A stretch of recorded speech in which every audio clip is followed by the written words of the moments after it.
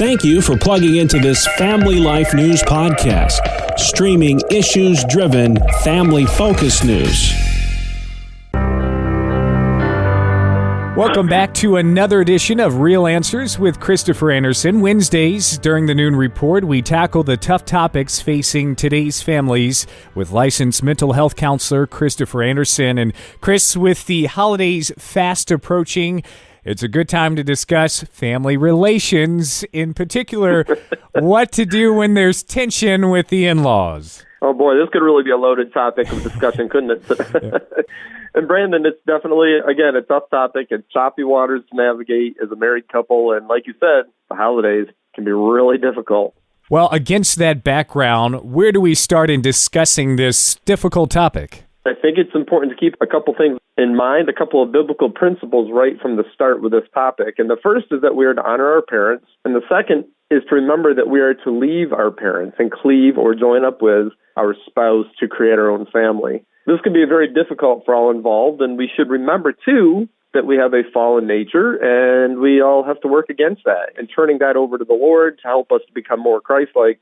And when we meet up with conflict in our in-law family experiences, that's a time when we really need to do that for sure. But let's also first discuss the biblical command to honor our parents and what it does not mean, first of all. And as an adult, especially as a married adult, it does not mean doing everything our parents tell us to do, especially if what they're trying to tell us to do is something that's sinful, especially if we've got parents that aren't followers of Christ. So what it does mean to remember is that in a healthy family of origin situation, our parents can be a treasure trove of wisdom. Now, again, if you come from a family background that is not necessarily biblical, or if your parents aren't Christian, that doesn't mean that they don't have any wisdom. It just means that you'll have to make sure that you take some extra precaution in holding up what they are recommending or any kind of information or kind of recommendations you're getting from those parents. You got to hold that up to the authority of Scripture. Some very good explanations there, Chris. But what happens when the conflict does break out? What do married couples need to do in those cases? Well, the first thing to keep in mind is that all of us get set in our ways. We all have a set of preferences.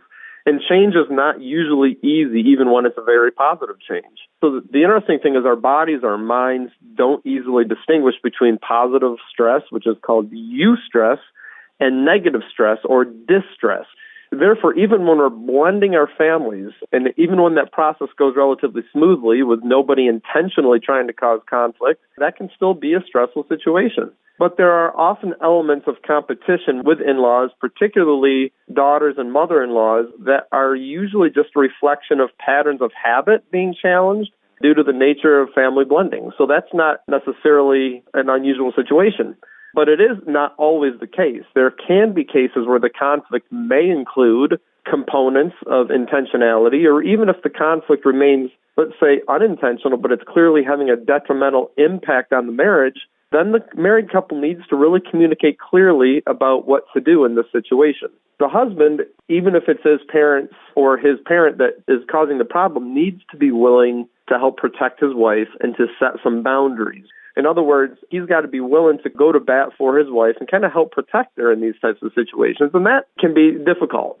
The husband needs to be willing, with full cooperation of his wife, to again communicate respectfully and clearly to his parents that certain behaviors or certain boundaries must be respected. Again, this is not being disrespectful to his parents, even though it may be difficult for them to hear.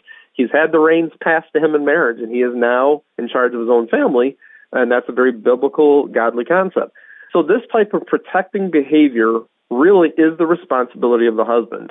Even if this strategy causes some additional tension in the short term, you continue to love the parents, maintain consistency in the application of boundaries. And I think over time, in a lot of cases, especially if the parents are believers, they're going to not only accept the boundaries, but it's really going to help keep the peace.